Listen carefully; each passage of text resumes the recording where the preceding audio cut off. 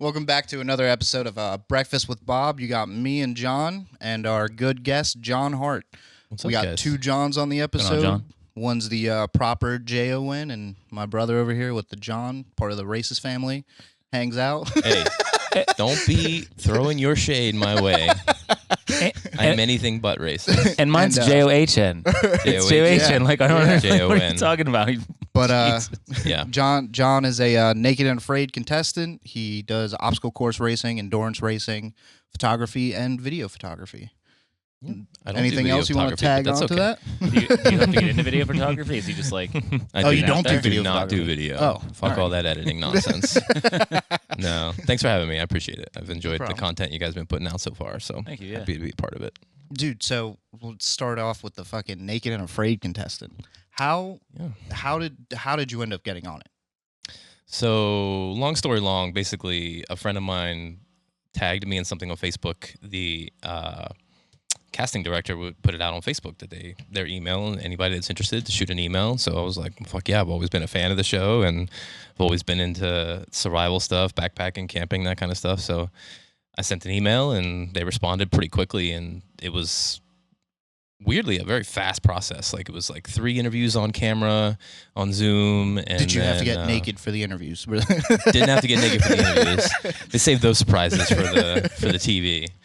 But no, it was 3 quick Zoom interviews, and then the final interview process, they flew me to California and did the whole personality test, make sure I'm not going to chop up somebody with a machete on film. And Has there been a Blood work and all situation where that. they ran into that? There was That like you a know of? VH1. Did you see that VH1 show? They canceled a VH1 show, a reality show, because dude killed his wife on the crazy. contestant. So, Fuck yeah, they need that. to do that kind of shit. Oh, Yeah. it was a long personality test too. Yeah. Like, all blood work, make sure you're not going to like die out there. They don't want that on their hands. And then a final like on camera interview. There's a whole vetting process to make sure you actually have some basic survival knowledge and all that kind of stuff. So it was for me, it was a pretty quick process, mostly because I happened to be the first episode that they filmed of that calendar year. So I think, Oh, that's nice. Yeah, So you like- just got it done pretty fast. yeah, it was just happened to be super quick. Like, I think they flew me to California for that last interview in January, and by the end of March I was filming. So it was pretty quick. How long did they film for? Like, how long were you out there? Well, the overall process, I mean, if you've never watched the show before, the challenge is to get to 21 days surviving. I was there for 3 or 4 days prior, only because my partner, Gwen, shout out to Gwen, she's a badass. She had some issues getting her flights from Alaska, so she took a little bit longer to get down there. So I was waiting, chilling in hammocks and cabanas on the Mexican beaches, getting fed amazing food, waiting for her to arrive. So That's how long did it take?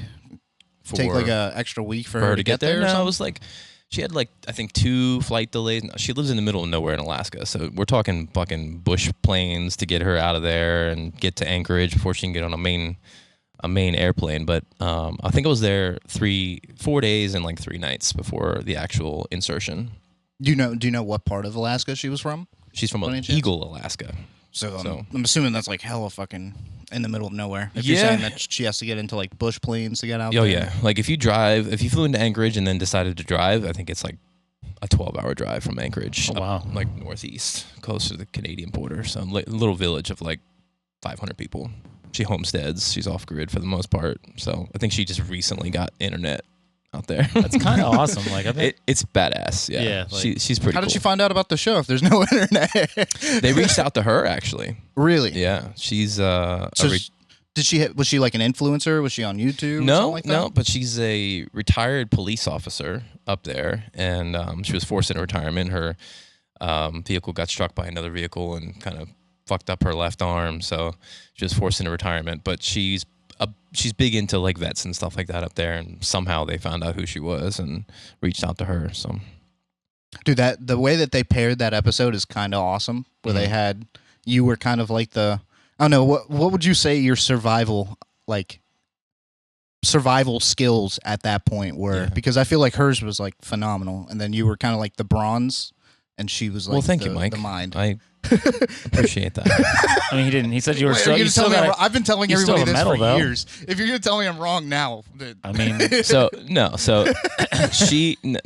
she probably has more basic knowledge than I do, just because she's homesteaded, and and I was kind of on the show. I was more of a brute force type. Like I'll do all the heavy lifting. I mean, I came from an endurance background, and but I have my own fucking knowledge. Thank you very much, Mike.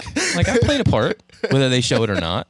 Like, they didn't show it. They made look back. They showed some of it. Like the I had how to make a crab trap out of fucking branches and all that kind of stuff, and some traps and but yeah, I mean she went down. If you haven't watched the episode, she went down with a toe injury in the middle of the challenge that kept her down off her feet for like 3 days. So I kind of played double duty for a while, and I was the one kind of up and down the beach getting all of our heavy firewood and all that kind of stuff. So I played a little bit more of the brute force type in our relationship. So, dude, how was it like whenever you get there and you first strip down? Like, was that like the moment where you're sitting there and you're like, "Fuck, this is gonna be a rough month," or were you just like, "This is all right"? I couldn't fucking wait. I was so excited. I was watching it and I was like, dude, you jump straight into the water. That's like the last thing I'm doing naked before I go out into the wilderness. Why? At that point, I didn't really have a choice. At that point, I didn't really have a choice. That's true. I mean, the cameras are rolling. There's a dude driving the boat, and I'm like, sorry, dude, you're about to see my ass. And I mean, what are you gonna do? I mean, you didn't have. You know what you sign up for. It's called Naked and Afraid. Take your clothes off. Yeah. You know what I mean? I don't know, like, yeah, but you didn't. You got a choice of being any... afraid. You don't have a choice of being naked. Dude, I feel like that was the moment that I would have been like, I don't know what the fuck I signed up for right there. No, just a full month of this. I was more worried about where we were being inserted, because it was like swamp and mangroves and shit, and I'm like, okay, great. Like, is there gonna be a crocodile biting my nutsack or something? but thankfully, that's not where we had to survive. So, how long? Like, I know that you guys had to trek to your, because you guys like kind of hung out on the beach, right, for your episode. Yeah. So I'll preface all these stories by saying they had about 400 hours of footage that they have to put into a 40-hour program. So way more happened than they're able to show in the narrative that they decide to put on TV. But yeah, the insertion was, they vastly underestimated how long it would take us to hike up and over this fucking mountain 4 miles barefoot. We didn't make it in 24 hours. We had to camp up on the top of the mountain. And by the time we got up and over the mountain, thankfully it was a much different area. We were on the beach, and that's where we set up camp by our tiny ass water hole and all that kind of stuff. Barefoot had to make a huge difference to her. She's never barefoot up in Alaska. Yeah, I mean, huge difference. That's crazy. I'm sure that was just, I couldn't imagine. Yeah. What did you guys bring? Because I know that you're allowed to bring one thing. What was your you have thing? 3 things. You're allowed 3 You things. bring one, your partner brings one, and they give you a third. And we had a machete, a fire starter, and cordage. Mm-hmm. Yeah. What did you bring and why? I brought the cordage, Mm-hmm. just because it's so useful, especially in a beach setting with trapping and making shoes and all that kind of shit. So there's just a million uses for cordage. So you kind of made shoes right away.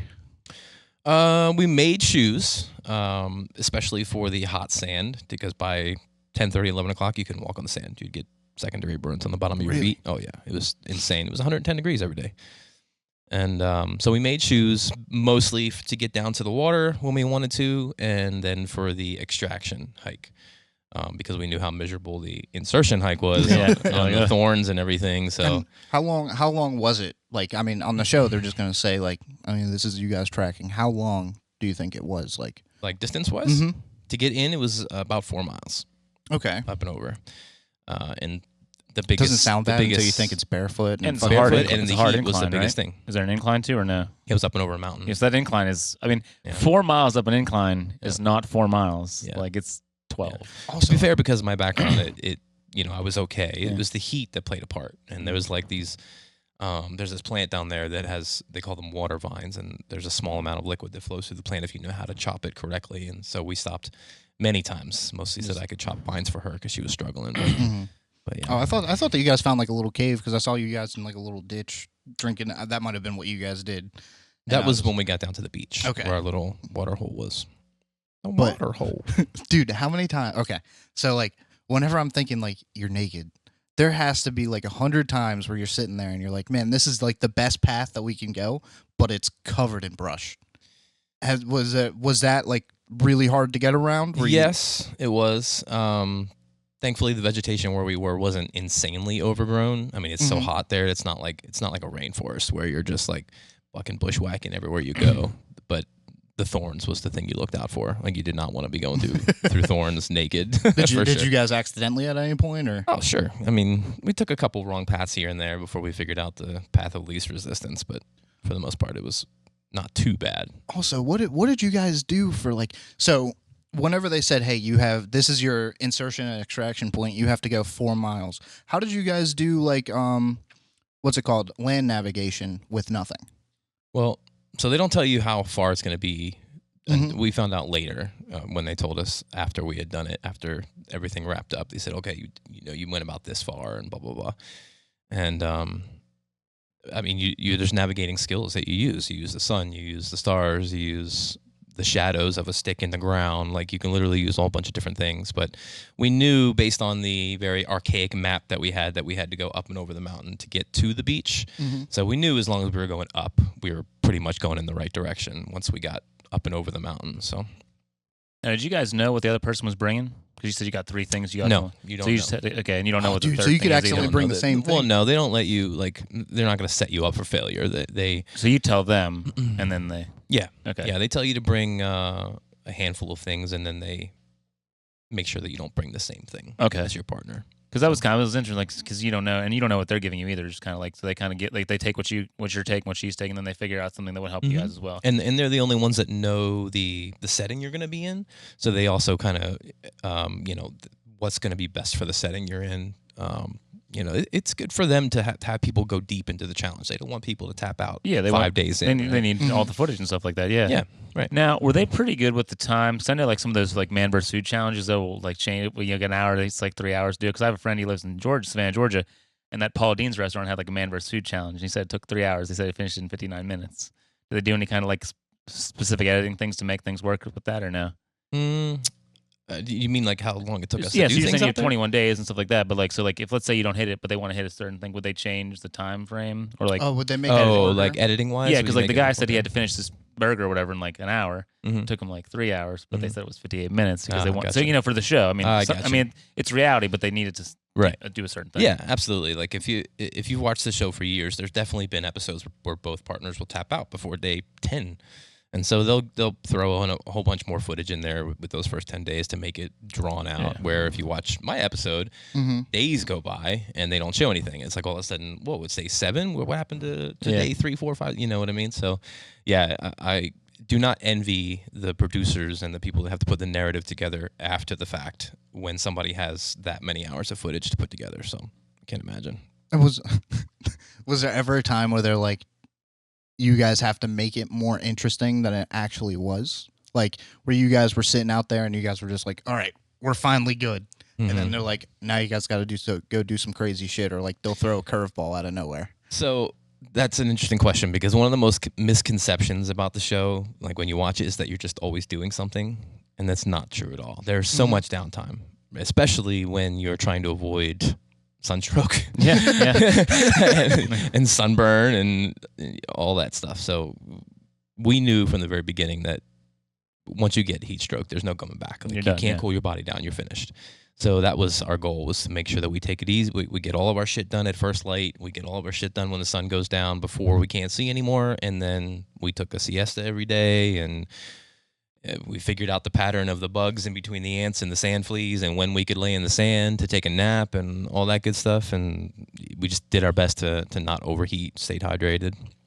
So it's a lot of sitting down. So basically, you had to like that person then. I mean, if you guys hate each other, that would have been a terrible. Yeah. I mean, like, she couldn't suck as a human. Yeah, she couldn't suck as a human, and there's been plenty of episodes where people did not get along, and they spend very little time together. Thankfully, we're both very laid back and get along with most people, so it worked out really well. There was some thought there that they put us together thinking that we would butt heads, with the fact that, like, I'm just kind of a go type person, and she's not from the heat area and all of that. And thankfully, from the very beginning, we had an understanding that we were both going to get through it, and we were going to get each other through it. And, it was very chill. And most of the comments after the episode was that people just really enjoyed how well we got along, and there was no drama, and it was just the focus on how the fuck we're gonna get through this day, and what are we gonna eat now, and all that kind of stuff. Would you ever do it again? Fuck yeah. I've been trying. I want to go back for the 40 so the XL challenge is 40 days. What's the difference between the XL and what you did? So the XL is 12 people, and they insert them in groups of 3. And the goal is to get to 40 days, and once they insert you, you can do whatever the fuck you want to do. You can leave your party, you can go find another group, you can go off on your own, but they insert them in 3 groups of 3 in different areas of whatever they deem. And you could roam into the other people at any time. Yep. It's kind of badass. They usually do. Are they against each other at some points? Sure.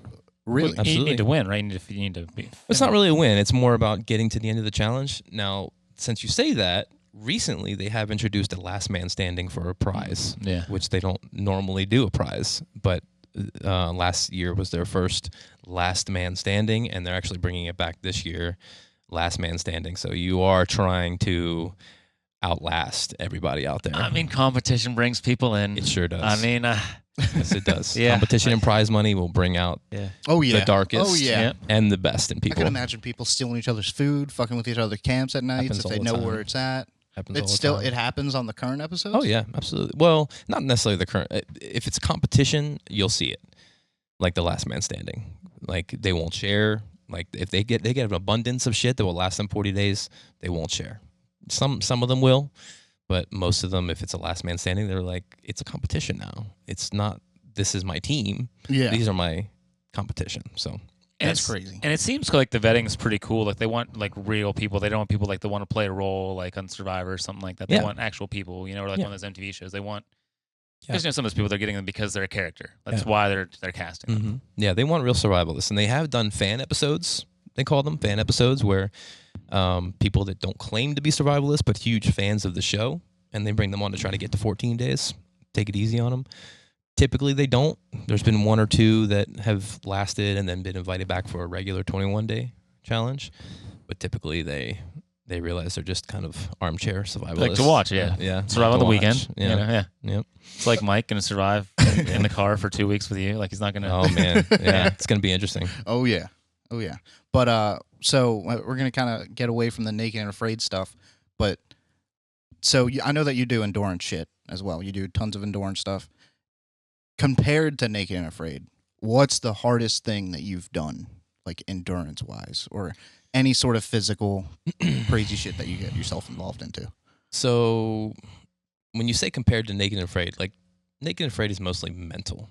Like, you do have to have a good skill set. You have to understand where you're going to get food from and your water source and all that. But like most mental challenges, and I'm sure you know, John, it's mostly mental. It's like if you make a decision and you have a why is why you want to do something, and you stick to that why, most things you'll be able to get through. And Naked and Afraid was that, and I take the same why into most stupid shit that I do in my life that people look at and they're like, why are you doing that? And I'm like, I want to push myself. I want to test. I want to find my breaking point. And dude, he comes up to me and tells me this crazy shit about he does. Like, I don't understand. It's like wild. So I recently turned 40 in May, and I celebrated by running 40 miles. Oh yeah. So it took me about 10 hours, and I had a bunch of friends and stuff come out and run laps with me. People came at different times. Did you do it at track the whole time at a track? No, I did it. No, that'd be fucking miserable. That's what I was asking. Your friends are just meaning different. You planned out a route. They're meaning I did it in North Park, and I alternated between a 5-mile road loop and a 5-mile trail loop. And I had different people throughout the day come out and join me for laps, and it was great. It was awesome. The reason I asked about the track is because, I don't know, you're about my age. Like, they used to do Relay for Life all the time before COVID. Mm-hmm. I tried to do the whole Relay for Life, and I got 17 hours, but I did 59 miles, but it was all at the track, and different people would come see me at the track, but 17 hours, 59 miles. So I was thinking track, because then they can come at you whenever they want. Yeah. Yep. Yeah. And that's the advantage of that is having a camp right there that you can stop and get food and supplies and all that, and versus something where you're just a point A to point B, like some of these crazy motherfuckers do. But to answer your question, Mike, the hardest thing physically I've ever done and mentally was probably in November I did World's Toughest Mudder. If you've ever heard of Tough Mudder, I'm sure you have. Mm-hmm. World's Toughest Mudder is the 24-hour event where you do a 5-mile loop with 20 obstacles, and you just get as many loops as you can in 24 hours. Is it by yourself, or do you have a team at that? You have a support crew. Okay. And I have lots of family down there, and they came out and supported for me and crewed for me, and thank God, because I don't know how anybody does that alone. Yeah. Yeah. Some people don't take crews. They have a big, what they call orphan tent. Yeah. So just people volunteer their time to help out, which is great. Some of that stuff is crazy. Like those ultra marathons. Like, I don't know, you read about that Dean Carnes guy. He's like the ultra midnight runner. Dude's out of control. Yeah. It's crazy. And then and then now Goggins is out of control. Like Goggins. I couldn't even imagine doing 20. How long was the loop? And how many times did you do It's it? a 5-mile loop with 20 obstacles. as many times as you can do it. How many times did you end up doing it? I got 10 loops, 50 miles.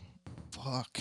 I was on pace for obstacles? more until my stomach kind of fucked me over. How much did you sleep? A couple hours, just power I didn't naps sleep here at and all. there? You didn't sleep 24 straight I didn't hours? sleep at all. Yeah, I went 24 straight hours. I laid down for a bit because I ate a little bit too much after one loop, and it totally destroyed my stomach. Which is crazy hard how like you need to really monitor that because like you think you're burning it all, but you're not. And like, Yeah, it's insane. You go through calories like crazy, but then your stomach just kind of shuts down. It's like, okay, this is our life right now. Yeah. And so you're better off just, and I learned it again the hard way. I just recently did a 30-hour endurance challenge, but your stomach and your body get used to just little snacks, and you're better off just staying that way.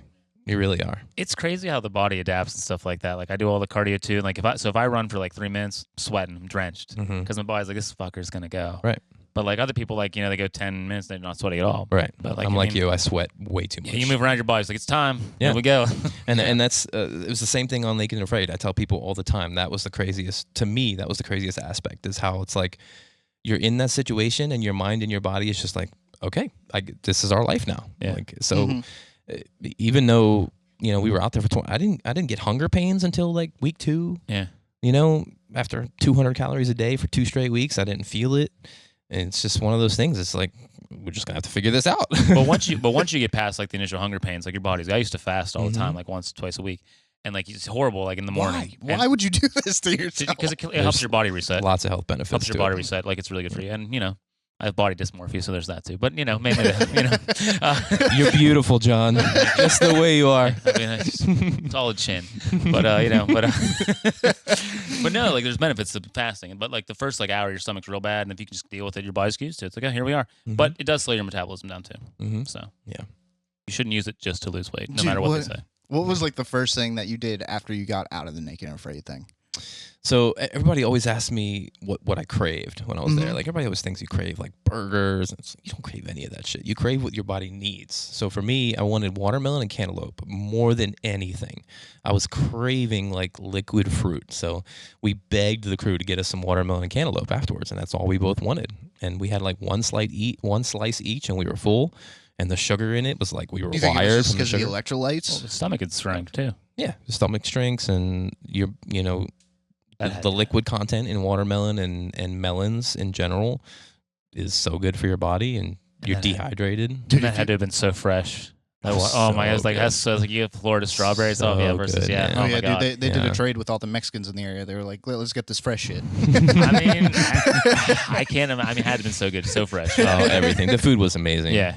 I was just chilling on the beach. They were literally catching wild fish and feeding me fish. And How close were you guys to like civilization? Civilization is you have to define Whenever that. I say but civilization, I'm talking like a sizable town where decent amount of trading's happening. like 2 hours. Okay. 2 hours by Damn, so car. you guys were far out there. Yeah, I was but- waiting for you to say like, oh, it's only like 45 minutes. Well, maybe. we were like there's villages and stuff, all along the coast in Mexico, small villages that basically survive on the fishing game and all that kind of stuff. And that's where we were. But about 2 hours from a pretty big surfing town in southern Mexico.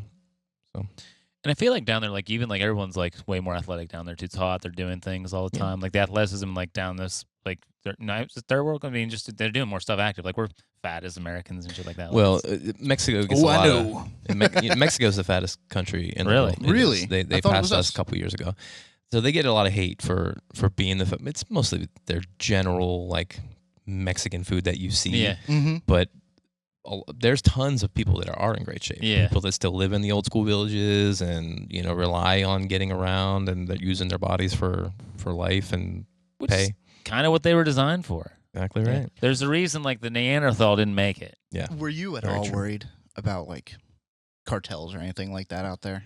Not Like, not how when you're crazy with would a that have big been ass if you- production company. Yeah, that's true. That's true.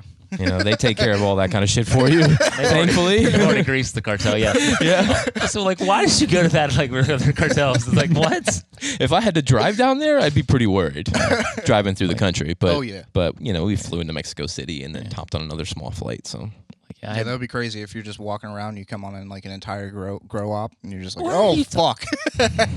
How does your mind work? Like I didn't think about cartels one time. You're like, oh, there's a cartel there. it happens. Yeah. They're definitely down there. Well, you said that you weren't that far away from a surf town. That's what made me think of it. Mm-hmm. And I was like, cartel's probably scalping that area. Yeah, like you see people that road trip, you know, through South America all the time, including Mexico from the U.S. And you read comments and it's like, be careful, don't go to this area, don't go to this area. But if you're just fucking smart and like you're not in the wrong, like any city, you're not in the wrong place at night, you know, you're gonna be fine. But yeah, you probably have to grease some pockets here and there to get through certain points. Oh yeah, but you know, it's far better than a lot of countries in the world, I would assume. dude, I can't imagine with all the endurance shit that you do if you go onto like another XL versus kind of scenario. Oh, You could become a monster. You could just outsleep everybody. outsleep Outsleep? everybody. Like stay awake. Like everybody Oh. else is falling asleep, and you're just like you have this crazy ass endurance where you're just able to be like, I'll fuck with you once you go to sleep. Like, you could become your a mind, monster. Your mind just fucks with you when you don't sleep long enough. Oh really? It's insane. And you'd be surprised how easy it is to sleep, even in those crazy ass situations. Like, I'm usually a terrible sleeper. Like, if I'm just like on a car camping trip or whatever, sleeping in a tent, I'm a shitty sleeper. But when you're just going nonstop, you lay your head down and you're done. Mhm. You're And done. Can you just kind of put them like Yes. towards your face? I'm sorry. And the crazy thing with what you're saying though is like if you lose that sleep, because like even the endurance thing, it's all mental. Like our bodies can do so much more than we think. It's all fucking It's mental. 100%. So if you get tired, that's when things happen. Like Yeah. I would have done the whole thing, but I got tired and I had a blister and I was just like I let doubt creep in my mind. And hour 18, I was like, I'm just done. Yep. But I mean, it was all mental. It wasn't like I mean, physically I could have done the whole thing. Yeah. But Yep. once your mind goes done, it's all mental. Oh, yeah. Yeah, like all the cardio is mental. Yeah, most people lack that ability to suffer. Like, they have no interest in suffering. I kind of like it. I love it. You get out there, like love it. sometimes, like start running, and all of a sudden, like catch wind, your leg hurts, start going harder. Like, I love that, dude. Yeah, You don't grow in comfort. No, you do not. You don't grow in comfort. you do obstacle course racing.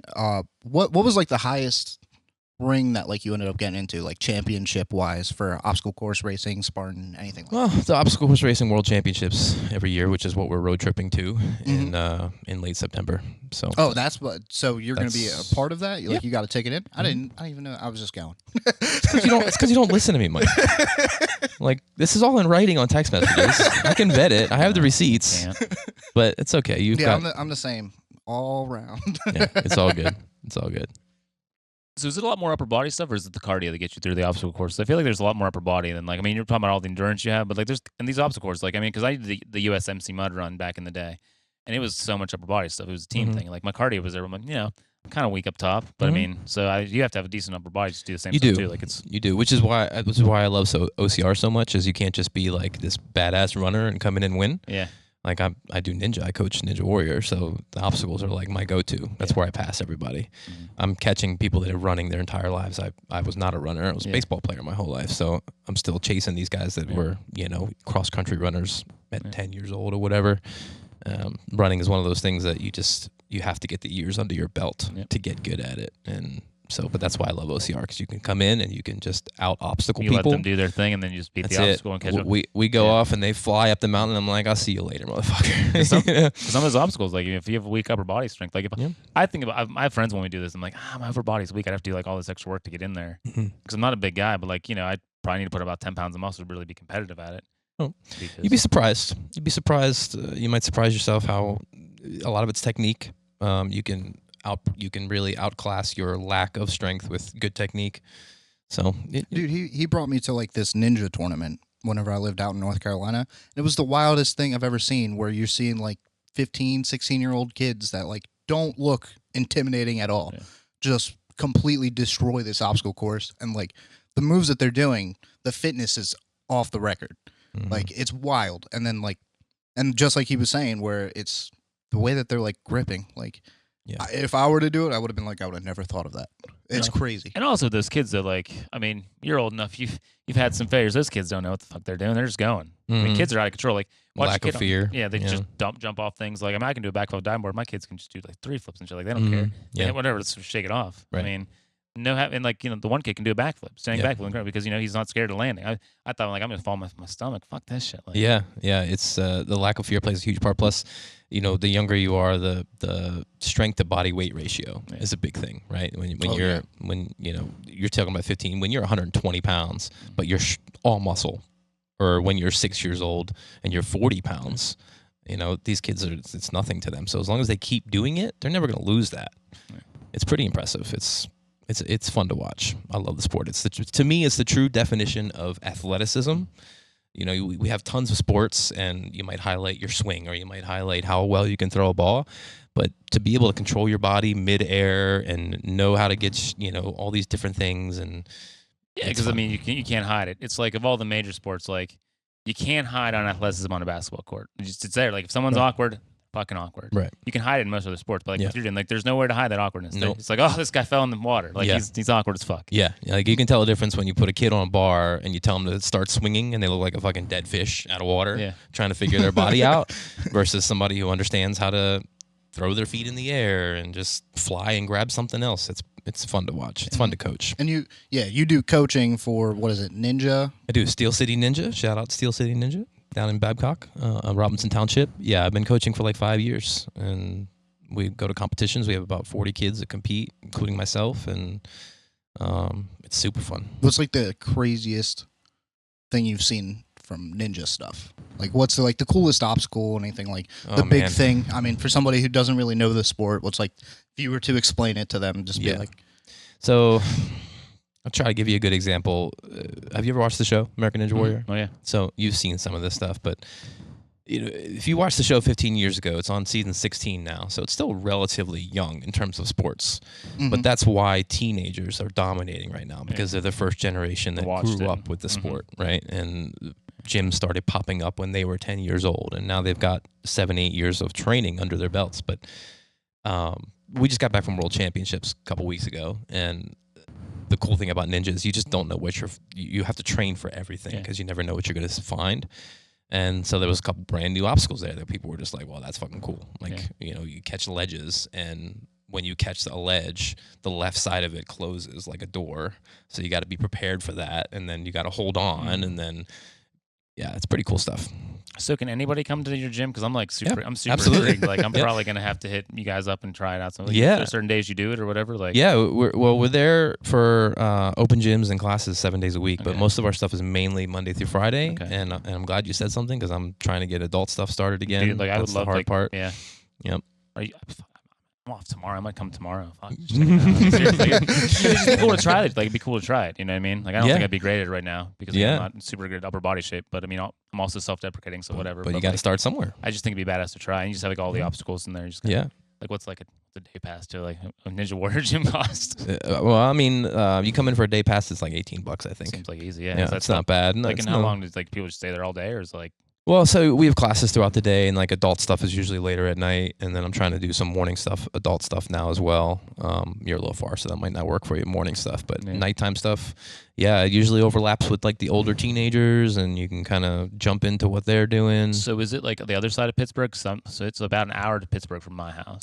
It's not necessarily the other side. It's actually north side of Pittsburgh. So it's in Robinson Township. Okay, yeah. Not Robinson. What am I talking Mayberry? about? Ross Township. Okay. Ross Township, yeah. Okay. SteelCityNinja.com. I'll probably look that. I might check it out tomorrow. Yeah, check out the schedule. Check out the schedule. You can hit me up, and I'll let you know when the best time to come is. Dude, if you biff, you got to come back on, talk about it. I will definitely come back on. Yeah. I mean, I've seen it. It's wild. I so badly want to get picked on. Like I love getting picked on. And you haven't even been to the gym yet, I was the Mike, only fat guy that was in there. I've been in the gym. The new gym? Our new gym? Oh, not the new one. No. Yeah. No, I was the only fat guy within 2 years ago.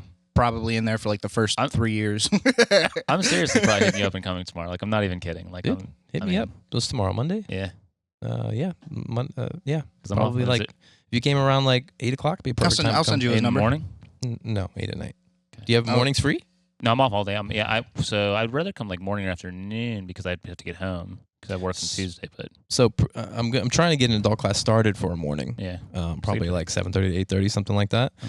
Maybe 8 to 9, and then I got to find out. I've got some adults interested. Okay. Adults are the hardest thing to get back into the sport because the same reason they're afraid to put themselves out Mm-hmm. there, and but it's so good to hang from things, and it's so good to get your body moving in that way. You said like they usually last like an hour. The class lasts an hour. Yeah, hour and a half. So- It's pretty relaxed in terms of adults go. We'll show you some things and kind of, for the most part, let you do your own thing, but also guide you in the right direction.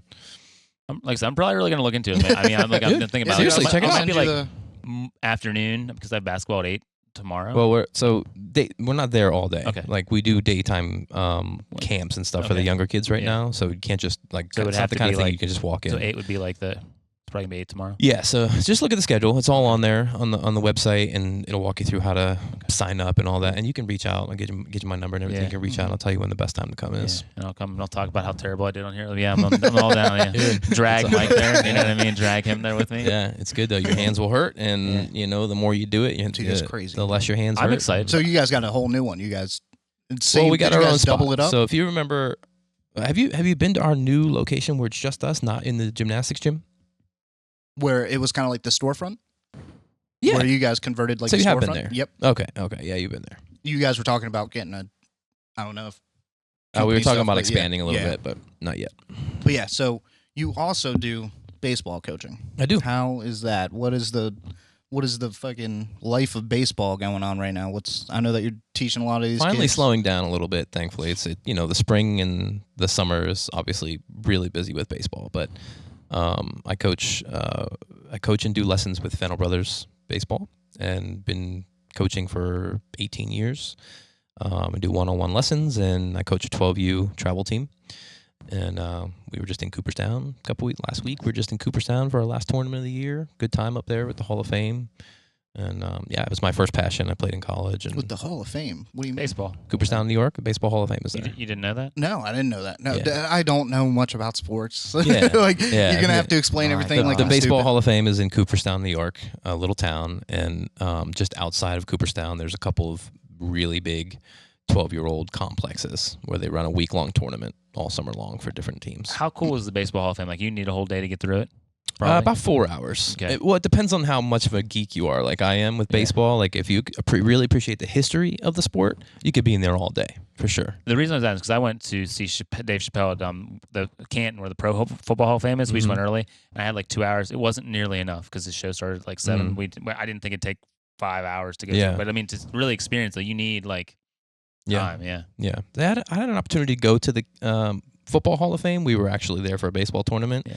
And decided not to. And I like football, but I'm not into the history like I am baseball. It's still any kind of history thing is cool, like because you have stuff you remember. Like they had Tebow's jersey from there, they beat the Steelers and stuff like that. Yeah. That was kind of wild. And there was Yeah. just cool things there. Yeah. I don't know, and like the stadium's real nice. I'm Yeah. sure the baseball stadium in Cooperstown's probably phenomenal. Yeah. Oh yeah, it's incredible. Yeah. So you've been teaching baseball for a while. Has there been anybody that's like really rising up that you've 100%. teached, We have a kid that that you've coached? I guess. we have a kid that we have coached in the past.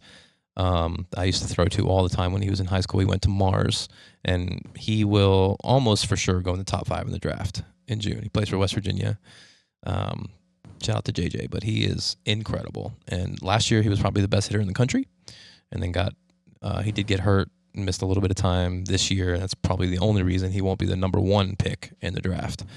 But he's unbelievable. But That's yeah, gotta be we've exciting as we've hell, seen some dude. local kids go pretty high in the draft, and yeah, it's always fun to watch. Yeah, it's got to be exciting as hell to just be like watching somebody. I mean, how young are you guys? Are you originally like meeting and teaching and coaching and stuff like that? With baseball, we typically will get kids starting around 7 or 8. You Okay. know, it's obviously the most popular age for baseball in the country is like little league age, 11, 12, 13. But I've coached them as young as you can imagine and as old as you can imagine. I mean, hitting a baseball is probably the hardest sports thing to do. It is. I mean, I'm a terrible baseball player. That's a but good I can, call. I can respect like Yeah. what it takes to hit that ball, especially come 90 some miles an hour. Too. Yeah. Like yeah, Hitting you a can't- The baseball is the science hardest thing. behind it is wild. It's pretty Where- incredible. Yeah. Yeah. Hitting a round ball with a round bat squarely. Mm-hmm. It's very hard. But if you think about it and you think about the math of hitting a baseball, you know, you fail 7 out of 10 times and you're a Hall of Famer. Yeah, I mean it's crazy. You Yeah. know, it's crazy in that Because it's so aspect difficult. of it. Yeah. Yeah. I mean, and at that level, like, it's craziness Yeah. too. Like, It's a failure sport and Yeah. it's a mental sport, just like ninja. I like these kind of Yeah. sports that you're forced to mentally like push forward and move on. Yeah, it's crazy. Like I was watching this thing where they were talking about like the microseconds from when the pitcher launches it to Yeah, like about 0.4. where you have to start swinging. It's wild. Yeah. How quick your perception has to be. Yeah.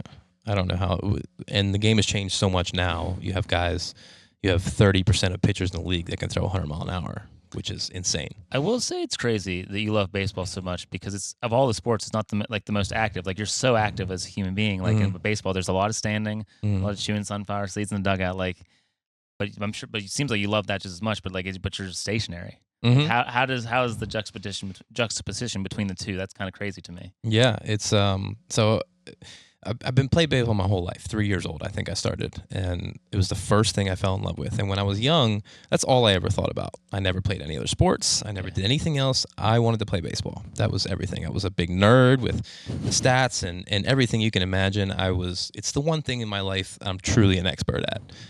And then about 12 years ago, I discovered OCR, obstacle course racing. And it was the first sport that I ever did that was individual. And everything I did only reflected on myself. I didn't have to worry about a defense behind me. I'm a pitcher. I didn't have to worry about defense behind me or what I did affecting any other teammates. And I sat there. I remember doing my first race ever. And afterwards, I was just like, I think I like this running thing. And I think I can get better at it quickly if I commit to it. And so I started running. And so I've been running now for about 12 years. And I've gotten pretty good at it.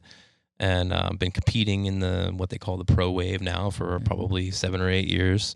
I'm not, I'm like in the second or third tier of the pros. So, but. What's the highest that you've made it in that? My best finish ever at a race is 17th overall. So. But you're doing it because you love it. You're not doing it to yeah. finish. I mean, it's just nothing about the it's finish. It's the competition. I mean, It's for me. I just like trudging up a mountain, a ski mountain, with 8 other guys right next to me that are breathing out their ass, and it's just like, I'm gonna beat your ass. Like, that's so. But also, like, they're probably like all super cool because it's so humbling to do that kind of stuff. It's not like some of the other stuff, like it's just like because you're in this. It means it's you against them, but really it's just you against yourself. Yeah. So all those people are probably super chill. Oh yeah, the community is amazing. Yeah. And community is the basis of most things I do in my life. That's why I probably have way too many hobbies. But yeah, the OCR community, the ninja community, they all go through the same pain. So we all kind of it's great. We talk to each other on the course. Hey man, where you from? And all that. And you've all had those battles with yourself. So like anybody that's like a long endurance battle is a cool person. They're chill. They don't get too rattled because they've done it. Like they don't get mad about that. So those are the coolest people to be around. Like, right. Yeah. Do you stick to any specific OCR like people that put it on, or are you just all over the place? Yeah, that's a good question. So my favorite series is a series called Savage Race, mostly because they are what's called mandatory obstacle completion. Where you have a company like Spartan Race, where you get one opportunity to do an obstacle, and if you fail, there's a burpee penalty. To me, that's not obstacle course racing. I call that an endurance event, and it has its place in the world. I've done tons of Spartan races in the past. They're fun. They always have the best venues in terms of mountains and things like that. But being an obstacle specialist, I like those races where you are forced to complete the obstacle as many tries as you would like. And if you can't finish, then you don't get a podium spot, So the OCR World Championships is the same way. Most races are that way. So the World Championships, is it underneath any specific one, or is it just all together? It's its own company. And Okay. Spartan recently purchased them, but they were their own entity. They are just known as the OCR World Championships. Then it's a 4-day event, or I should say 3-day event, Friday, Saturday, Sunday, 5 different events. They have a 3K, a 15K, which is like the main event, 100-meter short course, which I love because it's very much ninja-like, and then a team relay event. So the Spartan thing's almost more like it's for people like that want to take pictures. The Instagram thing, like the World Championships, is more for the people that are really hardcore into it. Like that's why they don't have to finish I would the say obstacle. that race would be Tough Mudder. Okay. Tough Mudder is the let's do it for the gram. Yeah. Let's go out and that has its place as well. Tough Mudder's super fun. Great to just grab like 10 friends and go out and walk the course and have fun on the obstacles. They have their longer endurance competitive events as well, but just their standalone events is very much like a great entry period into that world. Because getting anybody active is a good thing. Like you can get your group of people active. Like dude, we need more of it. Like, obstacle course racing blew up in 2016, 2015, right? 2014 to 2018 was like the highlight years, but it first came around in 2010. The first ever Spartan race in Tough Mudder were in 2010. You did a Savage race with me. Yeah. I've done a few. We wouldn't do the monkey bars. really? Yeah, Why dude. not? Why I do the monkey stink, bars. dude. He doesn't like I he doesn't like stink. heights. He doesn't like heights. And this was like pre-Marine Corps, Yeah. Mike. So he was in pretty good shape. Yeah. And but he doesn't like heights. He saw the monkey bars are over water, so it's not Yeah. like you're gonna die. Yeah, you just fall in the water. And you just fall in the water. But he watched the woman go ahead of him. They got like 5 rungs up and fell, and I guess she was too close to the platform Yeah. for Yeah, I don't Mike's acceptance, and he was like, "No, I'm good," and he just walked around it. Oh I was my like, "Just God. try, even, man." Even in the Marine Corps, I got around it. Like Why? you know how like in the Marine Corps, like they have those videos of those dudes climbing those fucking logs. Yeah. Yeah, I didn't do that. What? It just What? took too long. I was like What? sweating looking up at it, and then they were like, "All right, that took too much time." Get A on month to the next ago, one." I did that obstacle with 25 hours into the event on no sleep. Jesus fuck, no, dude. Once it looked like once you get to the top, you have to jump to the next one. Mhm. So are we all doing one of these No. courses now? Is that what's going on here? That sounds like the plan. We're gonna do one. You're Sounds telling like me. there's I'll- there's a Tough Mudder that's 20 minutes away from Oh, I'll here. man. do one. I'll When's do one, that? but it would have to be a 3K. I wouldn't do anything. You get a more than 5K or a 3K. 10K option, I and, mean, a and you're 5K. doing the 10K. Yeah, it's only 6 miles. I Bro. would, It's I'll not- probably only do a 5K. Yeah, You'll do the you're 10. doing the 10K. It's only All right. 6 miles. Just double that up. Dude, we're just gonna walk and have fun. It's, Yeah, it's that's gonna true. be fun. I mean, maybe Well, get competitive. I don't but know. we can do the competitive wave in the morning, and Okay. then we can do a fun lap with Mike Okay, afterwards. gotcha. Yeah. I'm in. When is it? Like, is it this year? Yeah. Dude, I they wanna have them all say- the time, right? Well, You said the there's a local close one, one, though. the local one is it's right Next in, week. I'm fuck. I'm ready. Let's go. it's right off 79, right there off exit 99 in you know where the Renaissance Festival usually Yeah. held. Oh, really? It's right real there. close then. I'm in. Like Yeah, whenever. It's literally right there. Yeah. The We're doing it. Get yeah. in shape. I'm trying to go to a Renaissance festival. Nah. That's a good time too. You can get some steps in there. Oh yeah. I'm a lazy motherfucker. Oh, yeah. Not, Dude, I've been working on this guy for years now. he's just Trying to start with the smoking. pretty. Yeah, Yeah. That's trying Every to time I start smoke a with smoking cigarette, he's the like, "Dude, you know menthols, you're gonna die." It's like, Well, we went to the comedy club to see that thing. I made him Mhm. drive. He's smoking them cigs. I'm like, you ain't smoking my vehicle, bro. I know this road trip that he's going to be up his ass. You have to get him vaping or something like that. I don't know. We're gonna have to figure dude, something out. I'm gonna ants out, dude. If I go too long without it, I mean, I could go down to like Just one be cigarette listening a to day. some loud fucking music. Maybe. and- Yeah, I could Maybe go down slow to one. down I've done now it before. in preparation. Maybe slow down now. Yeah. I've quit before, but it was forced on me. So Well, that's the secret. I'm gonna Yeah. force shit on you. Just stealing his cigarettes. Just taking his. no, dude, like no. The worst I've ever been No. with cigarettes. The worst I've ever been with cigarettes is I was like horrifically sick, and I really tried to quit, and like this is like the worst of like nicotine addiction. And I was walking into a gas station. There was like a half smoked cigarette in like the ashtray. I was like, dude, I'm actually about to go smoke. Bro. this. Dude, bro. yeah. God damn it. Dude, that's Yeah. bad. Yeah. What? That's like the worst. That's Like- the worst of it. That's crackhead energy. Like, Yeah. That's It crackhead kinda- outside it the kinda is. Speedway It kind of energy. is. You know, it's finding a 7-Eleven. roach on the ground in New York City. I mean, it wasn't in New York City. If it was in New York City, Jesus Christ, I'm it's probably saying covered in it's fentanyl. Same but- energy, bro. Same energy you're putting off. how do you every episode DePaul me with some nonsense? And I don't think the episode's out from last 2 weeks ago when he talked about how he didn't clean his ass properly till he was 21 because he thought it was gay. Because he thought it was what? He thought it was gay to get up in his Yeah, asshole. he said And I was touching just his like- butthole was gay if he would have touched it. Till he was 21. Yeah. This is your brother. I didn't regularly. I've done it before, but I didn't do it regularly. I think it all got brought up because You he learned said too much something about from a bidet. Adam, apparently. Our other brother, Adam, Like, was really bad, too. Every episode, I just like, what? yeah. Something new every time. Like 10 Wow. deep of me not knowing what the fuck is going on. Yep. That's news to me, Mike. You do. Well, I mean, you're It's gonna because I see it. wasn't around. You're gonna see a 2-hour. I don't know what was it, an hour and 15 episode of me talking about not cleaning It my went asshole. for a long time, and I was real bothered Yeah, by he was it. real scared Like, that his finger was going to get to the he toilet was gonna, paper. then he was going to be touch gay. his butthole. He was going to be gay. Yeah, he said touching your butthole's gay. That's how I it guess. happens. You got to be careful, Mike. Picture That's how it Puts you happens. right on the bad list. Like if you you've touch spending a the lot of bottle. time in this room with a bunch of dudes. You better watch Yeah, out. dude. I don't know. You might get winged. I don't know. That Better whole watch out. episode was basically him just trying to convince me that I was homophobic. You for- you said you didn't wipe your ass correctly for 21 years. I wasn't convincing you were homophobic. At some point, questioned you somebody for like told you it 25 was minutes straight on going to it. affect you. I just listened to what you said and asked questions and asked if you were lying. No, yeah, I mean, I wasn't. It was a little bit of an exaggeration. He took the But, info and ran yeah. with it. Say that you were lying. No. Right. Never known him as a Yeah, liar. Mike's so. not admitting defeat. I'm not a liar. All right. I try. I try giving He's a him great outs all the guy. time. Yeah. Yeah. No, And he won't ever take them. he They just go over his no. head What usually. he does is he fucking sits there and puts me in a coffin and starts hammering the No. nails while I'm No. in it. Mm-hmm. The It's a one- good time The one sometimes. time Cam asked you to name someone that you didn't hate, and He pretty much literally said everybody. He everyone. said he I remember hates that. everybody. Yeah, I he saw gave that. Him an out, gave him an out, I saw that. and he chose not to. He's got lots of family members too. What do you mean, lots of family members? What do you mean? I mean, you couldn't think of a single fucking name of somebody you didn't hate. And you've got lots of family members, so He's like, I just hate everybody equally. One came on your show. it's all good. Probably feeling some kind of way right now. Let's know where I stand. Yeah.